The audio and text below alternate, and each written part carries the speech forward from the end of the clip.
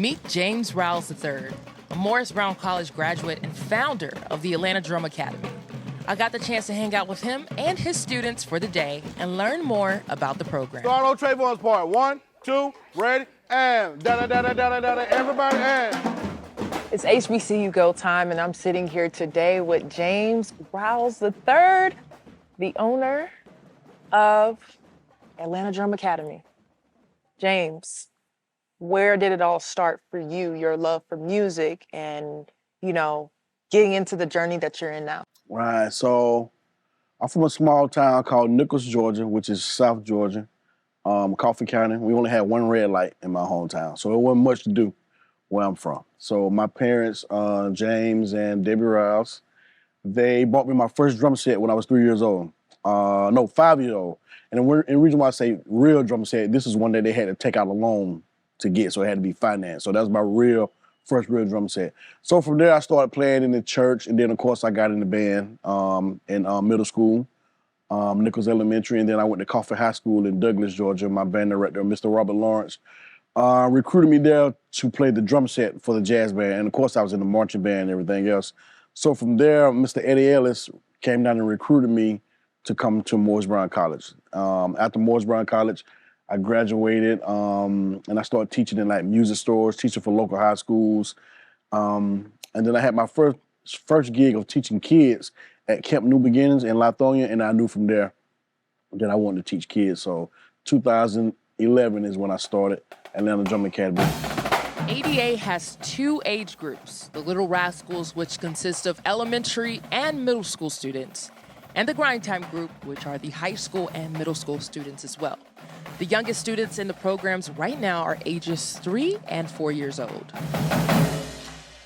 Take me through how you came up with Atlanta Drum Academy. Well, of course, the name Atlanta is a popular name. So once you put Atlanta in front of anything, it's gonna catch a little bit.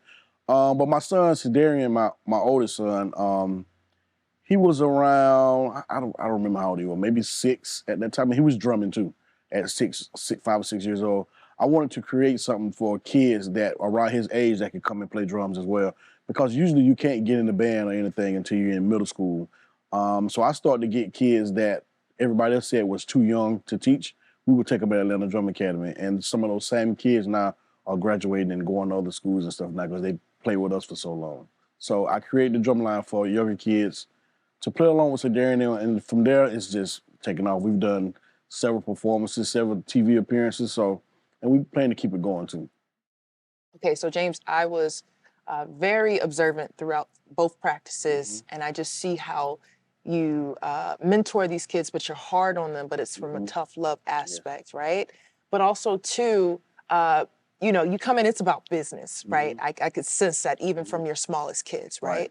How important is this program to prepare the younger students to get to the next level of playing on the collegiate level? Very important, because even what we do here is just a fraction of what goes on in the HBCU program or any marching program. Here we only get a chance to rehearse once a week. We rehearse once a week in person, and then since COVID, we had to go virtual with our other lessons. So we do virtual lessons on Tuesdays, and then we come here on Sundays. And I figured Sunday was the easiest day of the week. Usually don't have much to do after church. But what we do here is, like I said, it's only a fraction of what goes on. A lot of hard work, but also there's a lot of fun.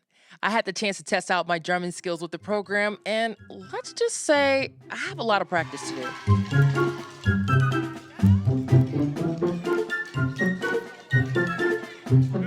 do.